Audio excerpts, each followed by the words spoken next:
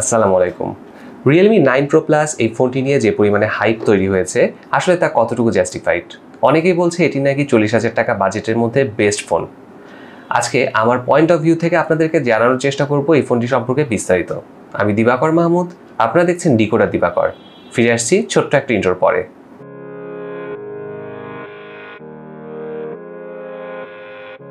বক্সের ভেতরে প্রথমে পেয়ে যাবেন ফোনটি, এছাড়া পাবেন সিম ইজেকশন পিন, 60 ওয়াটের সুপার ডার্ট চার্জার, একটি টাইপ সি কেবল, একটি টিপিইউ ব্যাক কভার আর সবশেষে একটি ইউজার ম্যানুয়াল।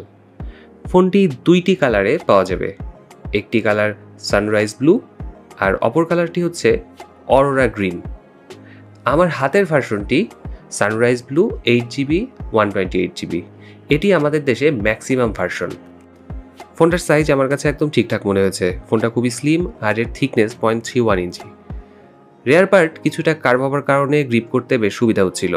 যদিও ফোনটার ওজন 182 গ্রাম, কিন্তু এর ওয়েট পুরো ফোনটাতেই প্রপারলি ডিস্ট্রিবিউট করা হয়েছে। ফোনটার ডান পাশে পাওয়ার বাটনের পজিশন একদম পারফেক্ট। বাম পাশে পেয়ে যাবেন ভলিউম রাখার ও SIM card slot. SIM card ট্রেতে দুটো সিম ছাড়া মেমোরি কার্ডের জন্য আলাদা কোনো স্লট রাখা হয়নি, ফলে আপনি চাইলেই এই ফোনটার মেমোরি কিন্তু এক্সপান্ড করতে পারছেন না। 3.5 মিলিমিটার ইয়ারফোন জ্যাকপোর্ট আছে, যেটা বেশ ভালো একটা ব্যাপার। এছাড়া সেকেন্ডারি নয়েজ ক্যান্সেলেশন মাইকও আছে এই ফোনটাতে।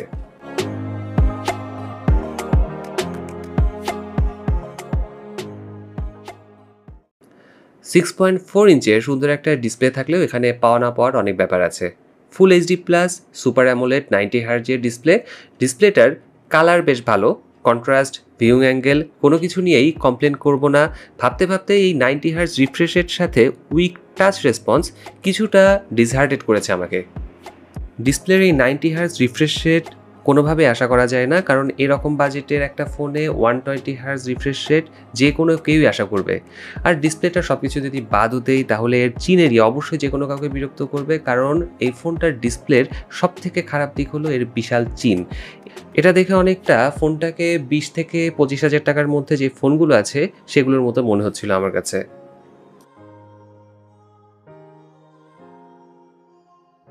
ডিসপ্লেটার peak brightness 600 nits. Indoor and outdoor both কন্ডিশনেই ডিসপ্লেটা চমৎকার পারফর্ম করে। সেই সাথে কন্টেন্ট ওয়াচিং আর মিডিয়া ওয়াচিংয়ের ক্ষেত্রে কোনো ইস্যু ফেস করিনি আমি। ফোনটার stereo speaker Dolby Atmos support করে। সাউন্ড কোয়ালিটি নিয়ে কোনো কমপ্লেন করার জায়গা নেই।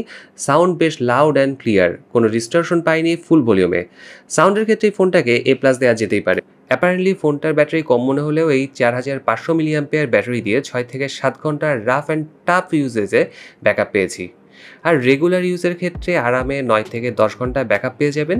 আর ব্যাকআপ নিয়ে খুব বেশি টেনশন করারও কারণ নেই, কারণ 48 মিনিটে ফুল চার্জ করে নিতে পারবেন বক্সে থাকা 60 ওয়াটের চার্জার দিয়ে। এখন আসা যাক চিপসেটের কথাই। মিডিয়াটেক ডাইমেনসিটি 920 চিপসেট দেওয়া হয়েছে এই ফোনটাতে। এই চিপসেট স্ন্যাপড্রাগন 778G এর কাছাকাছি পারফর্ম করলেও অবশ্যই 778G-কে টাচ করতে পারেনি। এটি একটি 6 ন্যানোমিটারের চিপসেট। বুঝতেই পারছেন খুবই কম পাওয়ার কনজিউম করে এই ফোনটি এই চিপসেটের জন্যই। আর রিয়েলমিও পেরেছে এই চিপসেটটিকে খুবই অপটিমাইজড ওয়েতে ইউজ করতে।